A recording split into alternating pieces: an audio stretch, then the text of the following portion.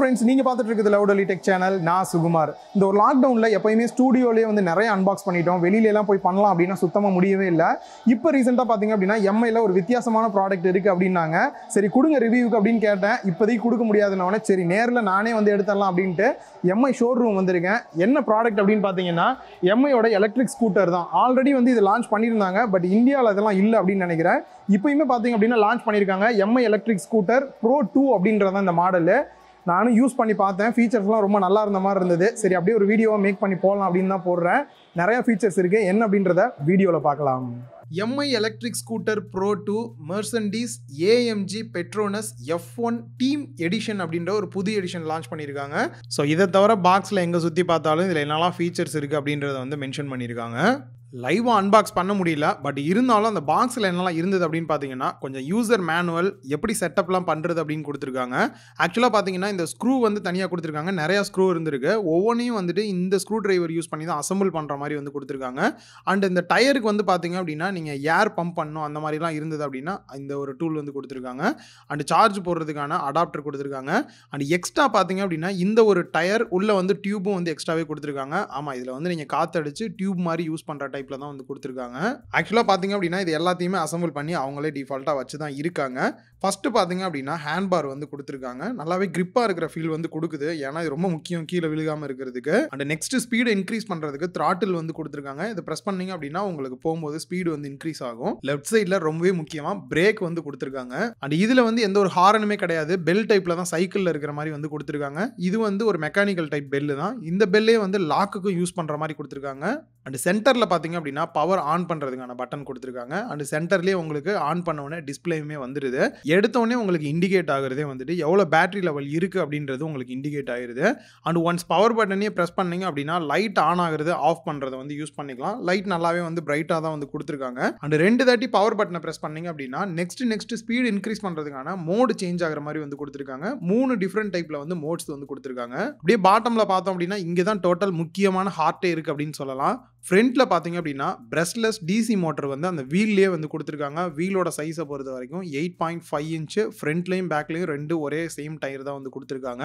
ஃப்ரண்ட்ல தான் வந்து உங்களுக்கு மோட்டர் செட்டப் வந்து கொடுத்துருக்காங்க. அண்ட் பேக் சைடில் பார்த்தீங்க அப்படின்னா ABS சப்போர்ட்டோட டிஸ்க் பிரேக் வந்து கொடுத்துருக்காங்க. அண்ட் இதோட பேட்டரி அப்படின்னு பார்க்கும்போது பாட்டமில் நம்ம ஃபுட் ரெஸ்ட் வைக்கக்கூடிய ஏரியாவில் தான் வந்து பேட்டரி வச்சிருக்காங்க. ஒன்ஸ் பேட்டரியை சார்ஜ் பண்ணுறதுக்கு 8லேருந்து 9 மணி நேரம் வரைக்கும் டைம் எடுக்கும் அப்படின்றாங்க. பேட்டரி கெப்பாசிட்டி அப்படின்னு பார்க்கும்போது 446 வாட்ஸ் ஹவர் கொடுத்துருக்காங்க. லித்தியம் பேட்டரி தான் இதுலையுமே வந்து யூஸ் பண்ணியிருக்காங்க.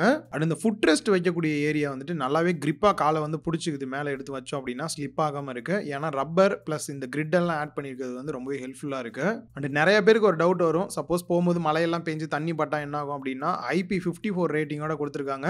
ஸோ தண்ணியெல்லாம் படுது அப்படின்ற போது எந்த ஒரு பிரச்சனையும் இதுக்கு வராது. அண்ட் இதுக்கான ஸ்டாண்டு பார்த்தீங்க அப்படின்னா சைக்கிளில் இருக்கிற மாதிரியான ஸ்டாண்டு தான் வந்து கொடுத்துருக்காங்க. ஜஸ்ட் சைடில் இந்த ஓப்பன் அண்ட் மேலே தூக்கி விட்டீங்க அப்படின்னா லாக் ஆயிரும். அண்ட் இதை ஃபோல்டு பண்ணி எடுத்துகிட்டு போகிறதுக்கும் அன்ஃபோல்டு பண்ணுறதுக்கும் வெறும் 3 செகண்ட் தான் டைம் எடுத்துக்குது அப்படின்றாங்க. ஸோ ரொம்ப சிம்பிள் தான். சைடில் ஒரு லாக் கொடுத்துருக்காங்க. அந்த லாக்கை மட்டும் அன்லாக் பண்ணிவிட்டு ஜஸ்ட் பெண்ட் பண்ணிங்க அப்படின்னா உங்களுக்கு அந்த ஹேண்ட் பாரே வந்து டோட்டலாக பெண்ட் ஆயிருது. ஏற்கனவே சொன்ன மாதிரி அந்த காலிங் பெல் இருக்க ஏரியாவில் பார்த்தீங்க அப்படின்னா சின்ன லாக் மாதிரி கொடுத்துருக்காங்க. அது பேக் சைடில் இருக்கக்கூடிய வீலுக்கு மேலே பார்த்தீங்க அப்படின்னா ஈஸியாக லாக் ஆயிருது.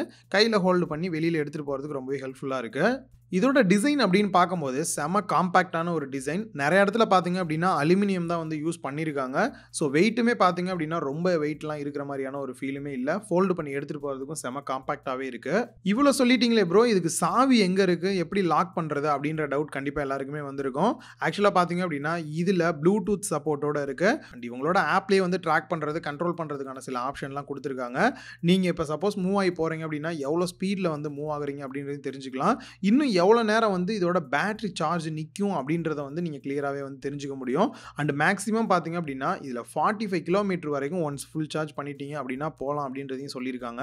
அண்ட் இதுலேயே பார்த்தீங்க அப்படின்னா லாக் ஆப்ஷனுமே வந்து கொடுத்துருக்காங்க. ஒன்ஸ் லாக் பண்ணிட்டீங்க அப்படின்னா வண்டி வந்து மூவ் ஆகாது, ஃபுல்லாக அப்படியே பிரேக் பிடிச்ச மாதிரி நின்றும். டெஸ்ட் ட்ரைவ் பண்ணுறதுக்கான டைம் வந்துருச்சு. என்னோட எக்ஸ்பீரியன்ஸ் எப்படி இருந்தது, ப்ளஸ் என்னென்ன மோடு இருக்குது அப்படின்றதும் எவ்வளோ ஃபாஸ்ட் இது போகும் அப்படின்றதையும் பார்க்கலாம். ஸோ ஃபஸ்ட்டு பார்த்தீங்க அப்படின்னா என்னை உள்ளே தான் வந்துட்டு ட்ரையல் பார்க்க சொன்னாங்க. அப்புறம் அப்புறம் கொஞ்சம் ஃபுட்டேஜ்லாம் தேவைப்படுதுன்னு சொல்லி கேட்டு அப்படியே மாலில் ஒரு ரவுண்டு போகலாம் அப்படின்னு வந்து முடிவு பண்ணேன். ஒன் ஸ்டார்ட் பண்ணுறீங்க அப்படின்னும் போதே நம்ம ஸ்கேட்டிங் போர்டில் எப்படி வந்து காலை வச்சு தள்ளுவோமோ அந்த மாதிரி நீங்கள் கொஞ்சம் ஃபாஸ்ட்டாக தள்ளி விட்டீங்க அப்படின்னா தான் இது ஸ்டார்ட்டே ஆக ஆரம்பிக்கும்.